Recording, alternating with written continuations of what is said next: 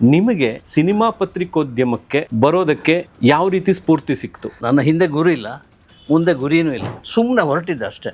Cinema industry ನನಗೆ ಎಲ್ಲವನ್ನು ಕೊಟ್ಟಿದೆ. ಸುದೀಪ್ ಆಗಿರಲಿ, ದರ್ಶನ್ ಆಗಿರಲಿ, ಯಶ್ ಆಗಿರಲಿ, ಗಣೇಶ್ ಆಗಿರಲಿ, ರಮೇಶ್ ಆಗಿರಲಿ, ಯಾರ್ಯಾರು ಇದ್ದಾರೋ ಅವರೆಲ್ಲ ಆರಂಭದ ದಿನಗಳಲ್ಲಿ ಮಾತಾಡ್ತಿದ್ದವನು ಈ ಗಣೇಶ್ ಕಾಸರಗೋಡು. ಇಷ್ಟು ವರ್ಷಗಳ ಕಾಲ ನಾನು ಒಂದೇ ಒಂದು ಪೈಸೆ ಫೀಸ್ ಕೊಡಲಿಲ್ಲ. ಮಾತು ಬರಲ್ಲ. ಆಗ ಅವರೇನೋ ತಮಾಷೆ ಮಾಡಿಬಿಟ್ರೆ, ಸೊ ಅದನ್ನೇ ಇಟ್ಕೊಂಡು 250ರಿಂದ 300 ರೂಪಾಯಿ ಸಂಬಳಕ್ಕೆ ಬೆಂಗಳೂರಿಗೆ ಬಂದೆ. ಅದನ್ನ ಬಿಟ್ಟು ಆಡು ಭಾಷೆ ಕನ್ನಡ, ಸಿನಿಮಾ ಕನ್ನಡವನ್ನ ನೀವು ಬರಿಬೇಕು ಅಂದಾಗ ನಿಮ್ಗೆ ಎಲ್ಲೋ ಒಂದ್ ಕಡೆ ಅದನ್ನ ಕಳ್ಕೊತೀನಿ ಅಂತ ಏನೋ ಅನ್ಸ್ಲಿಲ್ಲ? ಏನು ಅನ್ಸಿಲ್ಲ. ಸೆಟ್ಲ್ ಆಗಬೇಕು ಅಂತ ಅನಿಸಿದಾಗ ಅದು ಎಲ್ಲ ಇಡೀ ಸಂಸ್ಥೆನೇ ಮುಳುಗೋಯ್ತು. ಬಟ್ ಬರವಣಿಗೆ ನಿಂತೋಯ್ತಲ್ಲ ಅಂತ ಒಂದು ಬೇಜಾರಿತ್ತು ಅಷ್ಟೇ. ಎಷ್ಟು ಚಂದ ಬರೀತಾ ಇದ್ದಾರೆ ಅಂತ ಅದು ಗೊತ್ತಲ್ಲ ಬರವಣಿಗೆ. ಹೌದು, ಆವಾಗಲೇ ಅಷ್ಟೇ. ನಾನು ನೋಡದ ಹಾರೆಯರು, ನಾವು ನೋಡಿದವರು ಬರೀಲಿಕ್ಕೆ ಸಾಧ್ಯ, ಅಷ್ಟು ಚೆನ್ನಾಗಿ ಬರೀತಾ ಇದ್ದಾರೆ. ಕೈ ಹಿಡಿದು ಗಣೇಶ್ ಏನಾದರೂ ಕೆಲಸ ಕೊಡಿಸಿದ್ದರು. ರವಿ ಬೆಳಗೆರೆ, ನೀವು ನನ್ನ ನಿರೀಕ್ಷೆ ಮೀರಿ ಬೆಳೆದವರು, ನೀವು ಇಲ್ಲಿ ಬಂದು ನನ್ನ ಹತ್ರ ಜಾಬ್ ಬೇಕು, ಸಂಬಳ ಬೇಕು ಅಂತ ಕೇಳ್ತಾ ಇದ್ರಿ, ಏನು ಇದು ಕತೆ?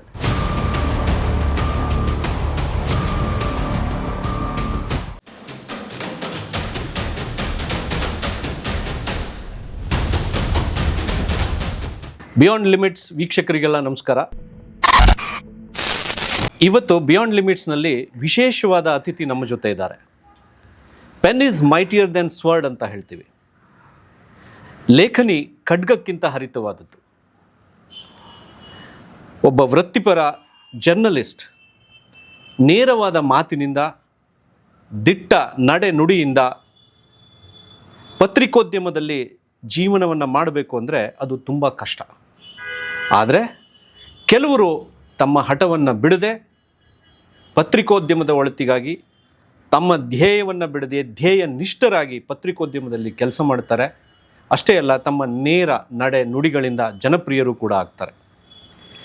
ಇವತ್ತು ನಮ್ಮ ಬಿಯಾಂಡ್ ಲಿಮಿಟ್ ಸ್ಟುಡಿಯೋದಲ್ಲಿ ಒಬ್ಬ ವಿಶೇಷ ಅತಿಥಿ ಬಂದಿದ್ದಾರೆ. ಅವರೇ ಶ್ರೀ ಗಣೇಶ್ ಕಾಸರಗೋಡು ಸರ್. ಸರ್ ನಮಸ್ಕಾರ. ನಮಸ್ತೆ ಸರ್. ನಿಮ್ಮನ್ನು ಇಂಟರ್ವ್ಯೂ ಮಾಡೋದಕ್ಕೆ ನನಗೆ ಬಿಯಾಂಡ್ ಲಿಮಿಟ್ಸ್ ಅವಕಾಶ ಕೊಟ್ಟಿದ್ದು ನನಗೆ ತುಂಬ ಖುಷಿ ಆಗ್ತಾ ಇದೆ. ನನಗೆ ಇನ್ನೂ ತುಂಬ ಖುಷಿ ಸರ್. ನಾವೆಲ್ಲ ತುಂಬ ಚಿಕ್ಕವರು. ಆವಾಗಿಂದ ನಿಮ್ಮ ಸಿನಿಮಾ ಒಂದು ಜರ್ನಲಿಸಮನ್ನು ಓದಿ ನೋಡಿ ಬೆಳೆದಿರೋರು. ನನಗೆ ತಿಳಿದ ಮಟ್ಟಿಗೆ ನಾನು ನಿಮ್ಮನ್ನು ಸಂದರ್ಶನ ಮಾಡ್ತೀನಿ, ಪ್ರಶ್ನೆಗಳನ್ನು ಕೇಳ್ತಾ ಹೋಗ್ತೀನಿ. ಯಾಕೆಂದರೆ ನಿಮ್ಮ ಜೀವನ ಒಂದು ಶಿವರಾಮ್ ಕಾರಂತರಿಗೆ ನಡೆದಾಡುವ ವಿಶ್ವಕೋಶ ಅಂತ ಹೇಳ್ತಾ ಇದ್ರು. ಹಾಗೆಯೇ ನಿಮ್ಮ ಜೀವನ, ನಿಮ್ಮ ಈ ಪತ್ರಿಕೋದ್ಯಮ, ನಿಮ್ಮ ಈ ಜರ್ನಿ ನಮಗೆ ತಿಳ್ಕೊಳ್ಳೋದಕ್ಕೆ ತುಂಬ ಇದೆ. ಇದು ಏನಂದರೆ ಬಗೆದಷ್ಟು ಒಂದು ಸಿಹಿ ಸಿಗುತ್ತೆ ಅಂತಾರಲ್ಲ, ಆ ಥರ. ಇದರಲ್ಲಿ ಒಳ್ಳೆಯ ನೆನಪುಗಳಿದೆ, ಕಹಿ ನೆನಪುಗಳು ಇದೆ. ಅಷ್ಟೇ ಅಲ್ಲ, ನೀವು ಮರೆಯಲಾಗದ ಕೆಲವು ಘಟನೆಗಳು ಕೂಡ ಇರಬಹುದು. ಹಾಗೆಯೇ ನೀವು ಈ ನಡೆದು ಬಂದಂಥ ದಾರಿ ತುಂಬ ಜನರಿಗೆ ಇನ್ಸ್ಪಿರೇಷನ್. ಇದು ತುಂಬ ಜನರಿಗೆ ಪತ್ರಿಕೋದ್ಯಮದಲ್ಲಿ ಬರ್ತಾ ಇರೋವಂಥದ್ದು. ಪತ್ರಿಕೋದ್ಯಮ ನಿಮ್ಗೆ ಗೊತ್ತಿರೋ ಹಾಗೆ ನೀವು ಪತ್ರಿಕೋದ್ಯಮದಲ್ಲಿ ಒಂದು ವಿಭಾಗ ಅಂದರೆ ಸಿನಿಮಾ ಪತ್ರಕರ್ತರಾಗಿ. ಸೊ ಆ ಸಿನಿಮಾ ಪತ್ರಕರ್ತರಾಗಿ ಇಷ್ಟರ ಮಟ್ಟಿಗೆ ಬೆಳೆಯೋದು ತುಂಬ ಕಷ್ಟ, ಅಷ್ಟು ಸುಲಭವಾದದ್ದಲ್ಲ. ಸೊ ಇದನ್ನೆಲ್ಲ ನೀವು ತಿಳಿಸ್ಕೊಡ್ಬೇಕು. ಯಾಕೆಂತಂದರೆ ಈಗ ಬರ್ತಾ ಇರೋವಂಥ ಯುವ ಪೀಳಿಗೆಗೆ ಅದು ಸ್ಫೂರ್ತಿಯನ್ನು ನೀಡುತ್ತೆ, ಅವ್ರಿಗೊಂದು ಇನ್ಸ್ಪಿರೇಷನ್ ಸಿಗುತ್ತೆ. ಮೊದಲನೇ ಪ್ರಶ್ನೆ, ನಿಮಗೆ ಸಿನಿಮಾ ಪತ್ರಿಕೋದ್ಯಮಕ್ಕೆ ಬರೋದಕ್ಕೆ ಯಾವ ರೀತಿ ಸ್ಫೂರ್ತಿ ಸಿಕ್ತು? ಯಾಕೆಂದರೆ ನೀವು ದಕ್ಷಿಣ ಕನ್ನಡದ ಆ ಒಂದು ಹಸಿರಿನ ಇದರಿಂದ ಪರಿಸರದಿಂದ ಬಂದಿರೋರು. ಆ ಹಸಿರನ್ನು ಬಿಟ್ಟು ನೀವಿಲ್ಲಿ ಬೆಂಗಳೂರಿಗೆ ಬಂದ್ರಿ. ಅಷ್ಟೇ ಅಲ್ಲ, ನೀವು ಶಿಕ್ಷಕರಾಗಿದ್ರಿ. ಸೊ ನಿಮಗೆ ಯಾವ ರೀತಿಯ ಸ್ಫೂರ್ತಿ ಸಿಕ್ತು? ಯಾಕೆ ಬರಬೇಕು ಅಂತ ಅನ್ನಿಸ್ತು? ಪ್ರಮೋದ್, ಸ್ಫೂರ್ತಿ ಅಂತ ಆಗೇನಿಲ್ಲ. ಆ್ಯಕ್ಚುಲಿ ಹೇಳ್ಬೇಕಿದ್ರೆ ನನಗೊಬ್ಬ ಗುರು ಇಲ್ಲ, ಒಂದು ಗುರಿಯೂ ಇಲ್ಲ. ನನ್ನ ಹಿಂದೆ ಗುರು ಇಲ್ಲ, ಮುಂದೆ ಗುರಿಯೂ ಇಲ್ಲ, ಇರಲಿಲ್ಲ. ಏಕಲವ್ಯ. ಸುಮ್ಮನೆ ಹೊರಟಿದ್ದೆ ಅಷ್ಟೇ. ಜೀವನ ಮಾಡಬೇಕು, ಹೊಟ್ಟೆಪಾಡು ನೋಡ್ಕೋಬೇಕು, ಒಂದು ಚಂದದ ಜೀವನ ಅಂದರೆ 3 ಹೊತ್ತು ಊಟ ಅಂತ, ಒಂದು ಮಲ್ಕೊಳ್ಳಿಕ್ಕೆ ಒಂದು ಜಾಗ, ಒಳ್ಳೆ ನಿದ್ದೆ, ಇದು ಮಾತ್ರ ನನ್ನ ಕನಸು. ಇಂಡಸ್ಟ್ರಿ, ಸಿನಿಮಾ ಇಂಡಸ್ಟ್ರಿ ನನಗೆ ಎಲ್ಲವನ್ನು ಕೊಟ್ಟಿದೆ. ಆರಾಮಾಗಿದ್ದೇನೆ. ಯಾವ ಫಿಲ್ಮ್ ಜರ್ನಲಿಸ್ಟ್ 50 ವರ್ಷ ಆದರೆ ಒಬ್ಬ ಫಿಲ್ಮ್ ಜರ್ನಲಿಸ್ಟನ್ನು ಯಾರೂ ಕೇಳೋರಿಲ್ಲ, ಮೂಸೋರಿಲ್ಲ, ಮೂಲೆ ಗುಂಪಾಗಿ ಬಿಡ್ತಾರೆ. ನಾನು ವಯಸ್ಸು ಹೇಳಲ್ಲ, ಬಟ್ ದಶಕಗಳು 50ರ ನಂತರದ ಹಲವು ದಶಕಗಳನ್ನು ನಾನು ಕಳೆದು ಇಲ್ಲಿಗೆ ಕೂತ್ಕೊಂಡಿದ್ದೀನಿ. ನಿಮ್ಮ ವಯಸ್ಸು ಹೇಳಿಲ್ಲ ಅಂದರೆ ಎಷ್ಟೋ ಜನಕ್ಕೆ ಮೋಸ ಹೋಗುತ್ತೆ. ನಿಮ್ಮ ವಯಸ್ಸನ್ನು ಕಮ್ಮಿಯಾಗಿ ತಪ್ಪು ಅರ್ಥ ಮಾಡ್ಕೋತಾರೆ. ನಾನು ನಿಮ್ಮ ವಯಸ್ಸನ್ನು ನಾನು ತಿಳ್ಕೊಂಡಿದ್ದೀನಿ, ನಾನು ಹೇಳೋದಿಲ್ಲ ಈ ವೀಕ್ಷಕರಿಗೆ. ಓಕೆ. ಆದರೆ ನನಗೆ ನಿಮ್ಮ ವಯಸ್ಸನ್ನು ಕೇಳಿದಾಗ ತುಂಬ ಆಶ್ಚರ್ಯ ಆಯಿತು. ಯಾಕೆಂತಂದರೆ ನಿಮ್ಮ ಎಕ್ಸ್ಪೀರಿಯನ್ಸು ನಮ್ಮ ಏಜು. ನಾನು ತುಂಬ ಜನ ಕೇಳ್ತೀನಪ್ಪ, ತುಂಬ ಜನ ಸಿನಿಮಾಕ್ಕೆ ಸಂಬಂಧಪಟ್ಟ ಸೆಲೆಬ್ರಿಟಿಗಳೆಲ್ಲ ಬಂದು ಕೂತ್ಕೊಂಡಾಗ ಏನು ವಯಸ್ಸು ನಿನಗೆ, ನನ್ನ ಎಕ್ಸ್ಪೀರಿಯನ್ಸ್ ವಯಸ್ಸು ಅಂತ, ನನ್ನ ಅನುಭವದ ವಯಸ್ಸು ಎಷ್ಟಾಗಿದೆಯೋ ಆ ವಯಸ್ಸು ನಿನಗೆ ಅಂತೇಳಿ. ಬಟ್ ಅವ್ರಿಗೆ ಗೊತ್ತಿದೆ ಅದು. ಸುದೀಪ್ ಆಗಿರಲಿ, ದರ್ಶನ್ ಆಗಿರಲಿ, ಯಶ್ ಆಗಿರಲಿ, ಗಣೇಶ್ ಆಗಿರಲಿ, ರಮೇಶ್ ಆಗಿರಲಿ, ಯಾರ್ಯಾರು ಇದ್ದಾರೋ ಅವರೆಲ್ಲ ಆರಂಭದ ದಿನಗಳಲ್ಲಿ ಮಾತಾಡ್ಸಿದವನು ಈ ಗಣೇಶ್ ಕಾಸರಗೋಡು. ಆ ಹೆಮ್ಮೆ ನನಗಿದೆ. ಇವಾಗ ಏನೇ ಅವರು ಎಷ್ಟೇ ಬೆಳೆದಿರಲಿ, ಏನೇ ಆಗಿರಲಿ, ಹಳೆ ನೆನಪುಗಳಲ್ಲಿ ನಾನು ಮರೆಯಲ್ಲ, ಅವರು ಮರೀಲಿಕ್ಕೆ ಸಾಧ್ಯ ಇಲ್ಲ. ಈಗಲೂ ಕೂಡ ನಿಮ್ಮನ್ನು ನೆನಪಿಸ್ಕೊಂಡು ಅವರು ಸಂಪರ್ಕದಲ್ಲಿ ಇರ್ತಾರ? ಸಂಪರ್ಕ ಅಂದರೆ ಸಿಕ್ಕಾಪಟ್ಟೆ ಬ್ಯುಸಿ ಆದ, ಗೊತ್ತಲ್ಲ ಫೀಲ್ಡ್ ಹೇಗಿದೆ ಅಂತೇಳಿ. ತುಂಬ ಬ್ಯುಸಿ ಆದಾಗ ಸಂಪರ್ಕ ಕಮ್ಮಿ ಆಗುತ್ತೆ. ಆಮೇಲೆ ನಾನು ಬ್ಯುಸಿಯಾಗಿರ್ತೀನಿ. ಬಟ್ ಎದುರು ಬದುರು ಸಿಕ್ಕಿದಾಗ ಅದು ಅಪ್ಕೊಳ್ಳೋ ರೀತಿಯೇ ಬೇರೆ ಇದೆ.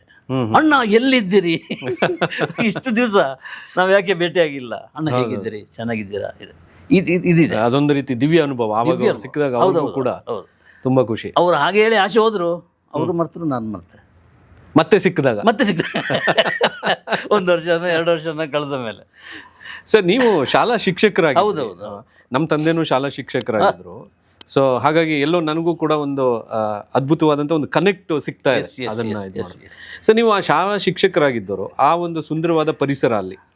ಅಂದರೆ ಈಗ ಶಿಕ್ಷಕರು ಅಂದಮೇಲೆ ಅವ್ರಿಗೆ ಅದೊಂದು ಖುಷಿ, ಅವ್ರು ಅದನ್ನ ಬಿಟ್ಟು ಬರೋದಕ್ಕೆ ತಯಾರಿರೋದಿಲ್ಲ. ಯಾಕೆಂದರೆ ಮಕ್ಳಿಗೆ ಕಲಿಸೋದು, ಪಾಠ ಮಾಡೋದು, ಆಮೇಲೆ ಆ ಒಂದು ಆವಾಗಿನ ಒಂದು ಸುಂದರವಾದಂಥ ಹಸಿರಿನ ಒಂದು ಪರಿಸರ, ಇದನ್ನೆಲ್ಲ ಬಿಟ್ಟು ನೀವು ಬೆಂಗಳೂರಿಗೆ ಬರ್ತೀರಾ. ಯಾಕಂದರೆ ಅಲ್ಲಿ ಒಂದು ಸೆಟಲ್ಡ್ ಲೈಫ್. ಅದು ಶಿಕ್ಷಕರು ಅಂದಮೇಲೆ ಅದೊಂದು ಸೆಟಲ್ಡ್ ಲೈಫು, ಮತ್ತು ಒಂದು ಖುಷಿ ಇರುತ್ತೆ. ಮಾಡಿದ, ಈಗ ನಮ್ಮ ತಂದೆ ಯಾವಾಗಲೂ ಹೇಳೋರು, ನನಗೆ ಮಾಡೋ ಕೆಲಸದ ಬಗ್ಗೆ ತೃಪ್ತಿ ಇದೆ. ಯಾಕೆಂದರೆ ಶಿಕ್ಷಕರಿಗಿರೋವಷ್ಟು ಅತೃಪ್ತಿ, ಒಂದು ಶಿಕ್ಷಣ ನೀಡಿದಷ್ಟು ತೃಪ್ತಿ ಬೇರೆಯವರಿಗೆ ಸಿಗೋದಿಲ್ಲ. ಅದನ್ನೆಲ್ಲ ನಿಮಗೆ ಬಿಟ್ಟು ಏನೋ ಒಂದು ಸಾಧಿಸಬೇಕು. ನೀವು ಹೇಳಿದ್ರಿ ಹಿಂದೆ ಗುರು ಇಲ್ಲ, ಮುಂದೆ ಗುರಿ ಇಲ್ಲ, ಏಕಲವ್ಯನ ಥರ. ಅದು ಯಾಕೆ ಅನ್ನಿಸ್ತು ನಿಮಗೆ ಬರಬೇಕು ಅಂತ? ನನ್ನ ಪ್ರೈಮರಿ ಸ್ಕೂಲ್ GUP ಕಾಸರಗೋಡಿನಲ್ಲಿ, ಹೈಸ್ಕೂಲು ಕಾಸರಗೋಡಿನಲ್ಲಿ, MA ಮಾಡಿದ್ದು ಕಾಲೇಜ್ ಡ್ರೆಸ್ ಕಾಸರಗೋಡಿನಲ್ಲಿ. ಇಷ್ಟು ವರ್ಷಗಳ ಕಾಲ ನಾನು ಒಂದೇ ಒಂದು ಪೈಸೆ ಫೀಸ್ ಕೊಡಲಿಲ್ಲ. ಆ ಅವಕಾಶ ಕೇರಳದಲ್ಲಿ ನನಗಿತ್ತು. ಕೇರಳ, ಇದು ಕಾಸರಗೋಡು, ಕೇರಳ ಬಾರ್ಡ್ರ್. ಅದಕ್ಕೆ ಸಂಬಂಧಪಟ್ಟ ಡಾಕ್ಯುಮೆಂಟ್ ಕೊಟ್ಟರೆ ಆರಾಮಾಗಿ ಹೋಗುತ್ತೆ. ಪುಸ್ತಕ ಏನಿದೆಯೋ ಓದಲಿಕ್ಕೆ, ಅಂದರೆ ಈ ಗಡಿನಾಡ ಕನ್ನಡಿಗರಿಗೆ ಆ ರೀತಿಯ ಒಂದು, ಗಡಿನಾಡ ಕನ್ನಡಿಗರೇ ಅಂತಲ್ಲ, ಕೇರಳದಲ್ಲೇ ಅಂತ ಒಂದು ವ್ಯವಸ್ಥೆ ಇದೆ. ಓ, ಕೇರಳದಿಂದ ಅಂದರೆ ಒಂದು ವರ್ಗಕ್ಕೆ. ಓಹೋ, ಹೌದು. ನನಗೆ ನನ್ನ ಪರಿಸ್ಥಿತಿಯಲ್ಲಿ ಹಾಗೆ. ಪುಸ್ತಕಕ್ಕೆ ದುಡ್ಡು ಕೊಡಬೇಕಲ್ವ. ನಾನೇನು ಮಾಡ್ತಿದ್ದೆ, ಪಾಸಾಗಿ ಓದೋವರ ಪುಸ್ತಕ ತಗೋತಿದ್ದೆ.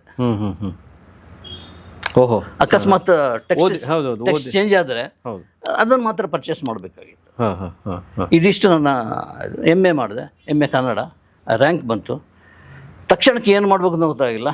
ಒಂದು ಹೈಸ್ಕೂಲ್, ಕುಂಡಂಗೊಯ್ಯಿ ಅಂತೇಳಿ, ಕಾಸರಗೋಡಿನ ಪಕ್ಕ ಹೈಸ್ಕೂಲ್, ಗೌರ್ಮೆಂಟ್ ಹೈಸ್ಕೂಲ್, ಅಲ್ಲಿ ಒಂದು ಪೋಸ್ಟ್ ಖಾಲಿತ್ತು. ಅಂದರೆ ಪ್ರತಿ 6 ತಿಂಗಳಿಗೆ ಒಂದ್ಸಲ ಇದು ಚೇಂಜ್ ಮಾಡ್ತಾರೆ, ಸರ್ವಿಸನ್ನು ಕಟ್ ಮಾಡ್ತಾರೆ ಅಂಥ ಪೋಸ್ಟ್ ಅದು. ಸೊ ಹೋಗಿ ಜಾಯ್ನ್ ಆದೆ. ನನಗೆ ಮೊದಲೇ ಮುಜುಗರ ಅಂದರೆ ನನ್ನ ಎದುರು ಒಂದು 20-30 ಜನ ಇದ್ದರೆ ನನಗೆ ಮಾತಾಡ್ಲಿಕ್ಕೆ ಆಗಲ್ಲ. ಅಂದರೆ 6 ತಿಂಗಳಾದ್ಮೇಲೆ ಕಾಂಟ್ರಾಕ್ಟ್ ರಿನ್ಯೂ ಆಗುತ್ತೆ ಮತ್ತೆ 6 ತಿಂಗಳಿಗೆ. ಸೊ ಅದು ಪರ್ಮನೆಂಟ್ ಅಂತ ಹೇಳಿಕ್ಕಾಗಲ್ಲ, ಯಾವುದೋ ಒಂದು ಹಂತದಲ್ಲಿ ಪರ್ಮನೆಂಟ್ ಆಗಿಬಿಡ್ತದೆ. ಸೊ ಈ ಗೊಂದಲ ಇತ್ತು. ಅಲ್ಲಿ ನನಗೆ ಈ 20, 40, 30 ಮಕ್ಕಳ ಮುಂದೆ ಪಾಠ ಮಾಡೋದು ಆಗಿರಲಿಲ್ಲ, ಸಾಧ್ಯ ಆಗಿರಲಿಲ್ಲ. ತುಂಬ ಅಳುಕು, ತುಂಬ ಮುಜುಗರದ ವ್ಯಕ್ತಿ ನಾನು. ಸೊ ಪಾಠ ಮಾಡೋದು ನನಗೆ ತುಂಬ ಹಿಂಸೆ ಅಂತ ಅನ್ನಿಸ್ತು. ನಾಚಿಕೆ ಸ್ವಭಾವ. ನಾಚಿಕೆಗಿಂತ ಮುಜುಗರ. ಮಾತು ಬರಲ್ಲ.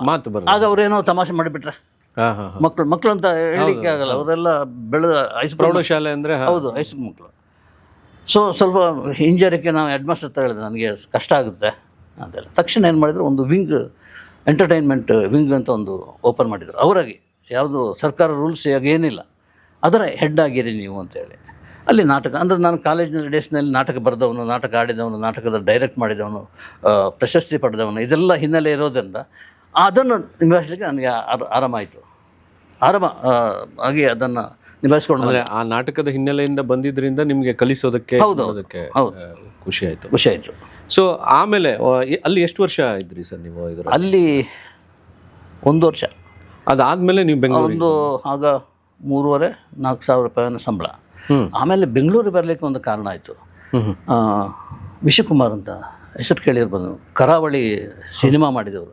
ಕರಾವಳಿ ಅಂತೇಳಿ ಕನ್ನಡಪ್ರಭದಲ್ಲಿ ಕಾದಂಬರಿ ಧಾರಾವಾಹಿ ಮಾಡ್ತಾ ಅದು ದೊಡ್ಡ ಕಾಂಟ್ರವರ್ಸಿಯಾಗಿ ಅದನ್ನು ಸಿನಿಮಾ ಮಾಡಿ ಅಂತ ವಿಶ್ವಕುಮಾರ್ ಅವರು ಒಂದು ಸಿನಿಮಾ ಮ್ಯಾಗಝಿನ್ ಮಾಡ್ತಾರೆ ಅಂತ ನನ್ನ ಗೆಳೆಯ ವಾಸುದೇವ್ ಅಂತ, ಅಂದರೆ ನನ್ನ ಒಂದು ವರ್ಷ ಸೀನಿಯರ್ ಕಾಲೇಜ್ನಲ್ಲಿ ಆರ್ಟಿಸ್ಟ್ ಅಂತ ರಚನಾ ಅಡ್ವರ್ಟೈಸರ್ನಲ್ಲಿ ವರ್ಕ್ ಮಾಡ್ತಾ ಇದ್ದವರು. ಅವರು ನನಗೊಂದು ಕಾರ್ಡ್ ಬರ್ತದೆ, ಇಲ್ಲಿ ಒಂದು ಪೋಸ್ಟ್ ಇದೆ, ನಾನು ಇಲ್ಲಿ ವರ್ಕ್ ಮಾಡ್ತಿದ್ರು ಕೂಡ ಒಂದು ಪೋಸ್ಟ್ ಇದೆ, ನಿನಗೆ ಅನುಕೂಲ ಆದರೆ ಬರ್ಬೋದು, ವಿಶ್ವಕುಮಾರ್ ಲೆಟ್ರ್ ಕಳಿಸ್ತಾರೆ ನಿನಗೆ ಅಂತ.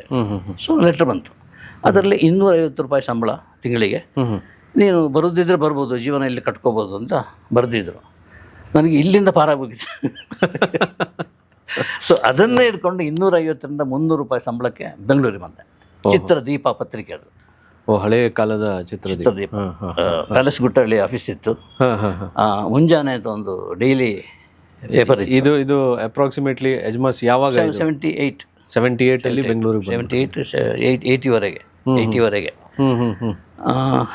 ಅಲ್ಲಿ ಮುಂಜಾನೆ ಪ್ರಜಾಪ್ರಭುತ್ವ, ಟೈಮ್ಸ್ ಆಫ್ ಡೆಕ್ಕನ್ ಎಲ್ಲ ಪತ್ರಿಕೆ ಇತ್ತು, 4 ಪತ್ರಿಕೆ. ನರಸಿಂಹ ಅಂತೇಳಿ ಎಡಿಟರ್ ಆಗಿದ್ದರು ಅವ್ರು. ನಾನು MA ಮಾಡಿ ಓದ್ದಲ್ವ, ಸಂವಹನ, ಅಡಿಗರು, KV ತಿರುಮಲೇಶ್ ಹೀಗೆಲ್ಲ ಬರಲಿಕ್ಕೆ ಕೊಟ್ಟೆ. ಮರ ಇದು ಸಿನಿಮಾ ಬರವಣಿಗೆ ಸರಳವಾಗಿ ಬರಿ, ಸಾಮಾನ್ಯ ಜನಕ್ಕೆ ಅರ್ಥ ಆಗುವಂಗೆ ಬರಿ ಅಂತೇಳಿ ನನಗೆ ಬರವಣಿಗೆ ಕಲಿಸಿದ ಗುರು R ನರಸಿಂಹ ಅಂತೇಳಿ. ಈಗ ಅವರು ಆ ಥರ ಹೇಳಿದಾಗ, ಅಂದರೆ ನೀವು ಈ ಒಂದು ಆಳವಾದ ಕನ್ನಡವನ್ನು ಓದಿ ಕನ್ನಡದಲ್ಲಿ MA ಮಾಡಿ ನೀವು ಆ ಒಂದು ಏನು ಹೇಳ್ತೀರಾ ಸಾಹಿತ್ಯಿಕವಾದಂತಹ ಕನ್ನಡ ಅದನ್ನ ಬಿಟ್ಟು ಆಡು ಭಾಷೆ ಕನ್ನಡ, ಸಿನಿಮಾ ಕನ್ನಡವನ್ನು ನೀವು ಬರಿಬೇಕು ಅಂದಾಗ ನಿಮಗೆ ಎಲ್ಲೋ ಒಂದು ಕಡೆ ಅದನ್ನ ಕಳ್ಕೊತೀನಿ ಅಂತ ಏನೋ ಅನಿಸ್ಲಿಲ್ಲ? ಏನು ಅನಿಸಿಲ್ಲ. ಇದೊಂದು ಹೊಸದು ಕಲಿಯೋದು ನನಗೆ ಖುಷಿ ಆಯಿತು. ತುಂಬ ಸರಳವಾಗಿ ಬರಿತಾ ಹೋದಾಗ ಅದಕ್ಕೆ ರೆಸ್ಪಾನ್ಸ್ ಬರ್ತಾ ಇತ್ತಲ್ಲ, ಅದು ಖುಷಿ. ಇದು ದಾರಿ ನಂದು ಅಂತೇಳಿ ತೀರ್ಮಾನ ಆಯಿತು. ಆವಾಗಲೇ ಕಬ್ಬನ್ ಪಾರ್ಕಲ್ಲಿ ಉಮಾಶ್ರೀ ಇಂಥದ್ದೆಲ್ಲ ನಾವು ಟೈಟ್ಲ್ ಕೊಡ್ತಾ ಇದ್ದೀವಿ. ಅಂದರೆ ಅದು ಸಿನಿಮಾದ ಸುದ್ದಿ. ಆ ಅಟ್ರಾಕ್ಷನ್ ಮಾಡುವ ಇದಿದೆಯಲ್ಲ, ಅಟ್ರಾಕ್ಟ್ ಮಾಡುವಂಥದ್ದು ಓದುಗರನ್ನು, ಅಲ್ಲಿಂದಲೇ ನಾವು ಶುರು ಮಾಡ್ಕೊಂಡ್ಬಿಟ್ಟೆ. ಓ ಸೂಪರ್. ಇದು ನಡೀತಾ ಬಂತು. ಅಲ್ಲಿ ಸೆಟ್ಲ್ ಆಗಬೇಕು ಅಂತ ಅನಿಸಿದಾಗ ಅದು ಎಲ್ಲ ಇಡೀ ಸಂಸ್ಥೆಯನ್ನೇ ಮುಳುಗೋಯ್ತು. ಅಷ್ಟೂ ಆಗ ಏನು ಕಾರಣ ಏನು ಇಲ್ಲ, ಅದು ಪೊಲಿಟಿಷಿಯನ್ ಶುರು ಮಾಡಿದ್ದದು. ಪೊಲಿಟಿಷಿಯನ್ ಸರ್ಕಾರ ಬದಲಾದಾಗ ಆಟೋಮೆಟಿಕ್ ಆಗಿ ಯಾವುದೇ ಆದರೂ ಕೂಡ ಅಲ್ಲಿ ಹೋಗ್ತಾ. ಆಗ ನರಸಿಂಹ, ನಾನು, ಸುಬ್ರಹ್ಮಣ್ಯ ಅಂತ ಹೇಳ್ಕೊಂಡು ನಮ್ಮ ಗೆಳೆಯರೆಲ್ಲ ಸೇರಿಕೊಂಡು ಒಂದು ಪತ್ರಿಕೆ ಸ್ಟಾರ್ಟ್ ಮಾಡಿದ್ವಿ, ಚಿತ್ರಕಾರ ಅಂತೇಳಿ. ಅದು screen size, colour. Screen size ಅಂದರೆ ಈ ಪ್ರಜಾಮತ ಅಂತೆಲ್ಲ ಒಂದು ಅಲ್ಲ, ಸ್ಕ್ರೀನ್ ದೊಡ್ಡದು ಪೇಪರ್ ಸೈಜ್. ಅದು ಸ್ಕ್ರೀನ್ ಬರ್ತಾ ಇತ್ತಲ್ಲ, ಕಲರ್ನಲ್ಲಿ ಮಾಡಿದ್ರು. Super duper hit. ಆಗ ಈ ಪ್ರತಿದಿನ ಸಿನಿಮಾ ಸುದ್ದಿ ಆಗಲಿ ಇರಲಿಲ್ಲ, ವಾರಕ್ಕೆ ಒಂದ್ಸಲ ಮಾತ್ರ ಸಿನಿಮಾ ಸುದ್ದಿ ಬರ್ತಿತ್ತು. ಅಂದರೆ ಅವಾಗ ಅದೇ ಒಂದು ಕ್ರೇಜ್. ಹೌದು. ಸೊ ನಾವು ಇದು ಸ್ಟಾರ್ಟ್ ಮಾಡಿದೆವಲ್ಲ, ಸೊ 12 ಪುಟ ಕೊಡ್ಲಿಕ್ಕೆ ಶುರು ಮಾಡಿದೆವು ಪ್ರತಿ ವಾರ. ಅದು ಸೂಪರ್ ಹಿಟ್ ಆಯಿತು. ಆಗ ಒಂದು ಆಸೆ ಬಂತು, ಇನ್ನೊಂದು ಡೈಲಿ ಸ್ಟಾರ್ಟ್ ಮಾಡೋಣ ಅಂತೇಳಿ. ಅಂದರೆ ಇದರ ಲಾಭದಲ್ಲಿ ನರಸಿಂಹ ಏನು ಸಂಪಾದಕರಾಗಿದ್ದರು, ಲಾಭದಲ್ಲಿ ಮಾಡೋ ಅಂತ ಹೇಳುವಾಗ ಅದು ಮಾಡಿದೆವು. ಅವರೆಲ್ಲ ಈಗ ಗೆಳೆಯರು ಇದ್ದಾರಾ ಸರ್? ಇಲ್ಲ, ನರಸಿಂಹ ಇಲ್ಲ, ಸುಬ್ರಹ್ಮಣ್ಯ ಇದ್ದಾರೆ. ಸುಬ್ರಹ್ಮಣ್ಯ ನ್ಯಾಷನಲ್ ಅವಾರ್ಡ್ ಮೊನ್ನೆ ಬಂತವ್ರಿಗೆ, ಬಾನಾಸು ಅಂತೇಳಿ. ಸೊ ಅದು ಡೈಲಿ ಒಟ್ಟಿಗೆ ಇದು ಮುಳುಗಿತು. ಓಕೆ, ಹಾಗಿದ್ರೆ ಸೆಟ್ಲ್ ಆಗೋದೇ ಅದೇ. ಅಷ್ಟರಲ್ಲಿ ಒಬ್ಬರು ಕರೆದ್ರು, ಟಿ ವೆಂಕಟೇಶ್, ಅಭಿಮಾನಿ ಪ್ರಕಾಶನ, ಅರಗಿಣಿ ಇದೆ. ಸೊ ಅಲ್ಲಿ ಹೋಗಿ ಜಾನ ಇದೆ. ಅಲ್ಲಿ ತಂದೆ, ತಾಯಿ, ಅಭಿಮಾನ, ಕ್ರೈಮ್ ಪತ್ರಿಕೆ, ರಾಜಾಜಿನಗರದಲ್ಲಿ ಅಭಿಮಾನಿ ಪ್ರಕಾಶನ. ಅಲ್ಲಿ ಒಂದು 8 ಮ್ಯಾಗಝಿನ್ ಇತ್ತು. ಆ ಮ್ಯಾಗಝಿನ್ಗೆ ನಾನು ಇನ್ಚಾರ್ಜ್. ಕ್ರೈಮ್ ಭಾರಿ ಓಡ್ತಾ ಇತ್ತು ಅಲ್ಲಿ. ಈ ಅದರಲ್ಲಿ ಸಿನಿಮಾ ಸುದ್ದಿ ಬರೀತಿರಲಿಲ್ಲ. ಅಲ್ಲಿ ಬರೀ ಇದೆ ಪ್ರೊಡಕ್ಷನ್ ನೋಡ್ಕೊಳ್ಳೋದು. ಹೇಗಾದರೂ ಒಂದು 3,000 ರೂಪಾಯಿ 2,500 ರೂಪಾಯಿ ಸಂಬಳ. ಅದಕ್ಕೆ ನಾನು ಇದು ಒಪ್ಕೊಂಡೆ. ಅಂದರೆ ಟೆಕ್ನಿಕಲ್ ಇದು ನಾನು ಸ್ವಲ್ಪ ಗೊತ್ತಾಗಬೇಕು. ನಾನು ಆರ್ಟಿಸ್ಟ್, ಒರಿಜಿನಲ್ ಆರ್ಟಿಸ್ಟ್ ಕೂಡ. ಅದನ್ನು ಪ್ರಿಂಟಿಂಗು ವ್ಯವಸ್ಥೆ ನೋಡ್ಕೊಳ್ಳೋದು, ಪೇಜ್ ಆಗೋದು, ಪೇಜ್ ಮೇಕಿಂಗ್ ಅದೆಲ್ಲ ನಾನು ನೋಡ್ಕೊಳ್ಳೋದು, ಪೂರ್ತಿ ನೋಡ್ಕೊಳ್ಳೋ ವ್ಯವಸ್ಥೆ ಮಾಡಿಕೊಂಡೆ. ನನಗೇನು ಡಿಸ್ಟರ್ಬ್ ಏನಾಗಿಲ್ಲ. ಇದು ಬಟ್ ಬರವಣಿಗೆ ನಿಂತೋಯ್ತಲ್ಲ ಅಂತ ಒಂದು ಬೇಜಾರಿತ್ತು ಅಷ್ಟೇ. ಆ ಟೈಮಿಗೆ ಅಲ್ಲಿ ರವಿ ಬೆಳೆಯರ ಎಂಟ್ರಿ ಆಯಿತು. ಆವಾಗ ಅವ್ರು ಇನ್ನೂ ಹರೆಯದ ಹುಡುಗ. ಹರಿಯದ ಹುಡುಗ ಬಳ್ಳಾರಿ ಬಿಟ್ಟು ಬಂದುಬಿಟ್ಟಿದ್ರು. ಹಾಂ. ಇಲ್ಲಿ ಒಂದು ದಿವಸ ಅರಗಿಣಿ ಸ್ಟೆಪ್ಪಲ್ಲಿ ನಿಂತ್ಕೊಂಡು ಈಗ ನೋಡ್ತಾ ಇದ್ದೀನಿ, ಇದು ರಾಜ್ಕುಮಾರ್ ರಸ್ತೆ, ಹೌದು. ಅಲ್ಲಿ ಒಬ್ಬರು ಹೋಗ್ತಾ ಇದ್ದಾರೆ, ರವಿ ಬೆಳಗೆರೆ ಆಗಿದ್ದಾರಲ್ಲ ಅಂತ ಕರೆದೆ. ಅಂದರೆ ನಿಮಗೆ ಮುಂಚೆ ಪರಿಚಯ ಇತ್ತು? ಮೊದಲು ಚಿತ್ರದೀಪಕ್ಕೆ ಅವರು ನಾನು ನೋಡದ ತಾರೆ ಯಾರು ಅಂತ ಬರಿತಾ ಇದ್ರು, ಹಾಂ. ನಾನೇ ಬರೆಸಿದ್ದು. ಓಹೋ. ಎಷ್ಟು ಚಂದ ಬರಿತಾ ಇದ್ದಾರೆ ಅಂತ ಅದು ಗೊತ್ತಲ್ಲ ಬರವಣಿಗೆ. ಹೌದು, ಆವಾಗಲೇ ಅಷ್ಟೇ. ನಾನು ನೋಡದ ತಾರೆ ಯಾರು, ನಾವು ನೋಡಿದವರು ಬರೀಲಿಕ್ಕೆ ಸಾಧ್ಯ, ಅಷ್ಟು ಚೆನ್ನಾಗಿ ಬರಿತಾ ಇದ್ದಾರೆ. ಸೊ ಆ ಪರಿಚಯ ಇತ್ತು. ಆಮೇಲೆ ಸಾಹಿತಿ ಅವಾರ್ಡ್ ಎಲ್ಲ ಬಂದಿಲ್ಲ. ಅಷ್ಟು 21ನೇ ವರ್ಷಕ್ಕೆ ಅವ್ರಿಗೆ ಸಾಹಿತ್ಯ ಅಕಾಡೆಮಿ ಪ್ರಶಸ್ತಿ. ಹಾಂ. ಸೊ ಕರೆದೆ ಆಫೀಸ್ ಒಳಗೆ, ಕರೆದು ಎದುರು ಕೂತ್ಕೊಂಡ್ಸಾಗ ಗಮ್ಮ ಅಂತ ಸ್ಮೆಲ್, ಆ ಸ್ಮೆಲ್ ರಮ್ಮು ಸ್ಮೆಲ್. ಕಣ್ಣು ಹೀಗೆ ಇದು ಗೋಳಿ ಇದೆಯಲ್ಲ ಅದು ಹೊರಗೆ ಬರೋಂಗಿತ್ತು. ನನಗೆ ಏನು ಇದು ಏನು ಅವಸ್ಥೆ ಅಲ್ಲ. ಕೈ ಹಿಡಿದು ಗಣೇಶ್ ಏನಾದರೂ ಕೆಲಸ ಕೊಡಿಸಿ ಅಂತೇಳಿ. ರವಿ ಬೆಳಗೆರೆ, ನೀವು ನನ್ನ ನಿರೀಕ್ಷೆ ಮೀರಿ ಬೆಳೆದವರು, ನೀವು ಇಲ್ಲಿ ಬಂದು ನನ್ನ ಹತ್ರ ಜಾಬ್ ಬೇಕು, ಸಂಬಳ ಬೇಕು ಅಂತ ಕೇಳ್ತಾ ಇದ್ರಿ, ಏನು ಇದು ಕತೆ ಅಂತ. ನಾನು ಏನು ಹೇಳಲ್ಲ, ಎಲ್ಲ ಏನೇ ಕತೆ ಹೇಳಿದ್ರು ಒಂದು ಕೆಲಸ ಕೊಡಿಸು ಅಂತೇಳಿ. ಬೇಕೇ ಬೇಕು ನನಗೆ ಸ್ಟಾಫು, ಇಲ್ಲದ್ರೆ ಕಷ್ಟ ಆಗುತ್ತೆ ಅಂತ ಕರೆಸಿ ರವಿ ಬೆಳಗೆರೆ ಅಂತ ಹೇಳಿದ್ರು.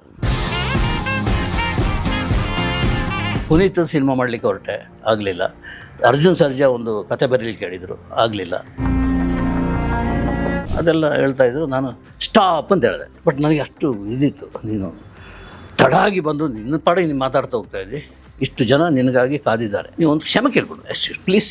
ನಾನು ಯಾಕೆ ಕೇಳಬೇಕು ಪ್ರಶ್ನೆ ಹೇಳ್ಬಿಟ್ಟು, ಕೇಳಿ ನಿಮ್ಮನ್ನು ಯಾರು ಕರೆದಿದ್ದು ಅಂತ ಕೇಳಿದ್ರು. ನಮ್ಮ ಒಂದು ಪ್ರೊಡ್ಯೂಸರ್ ಕರೆದಿದ್ದು. ನೀನೇನು ಕರೀಲ್ಲಮ್ಮ.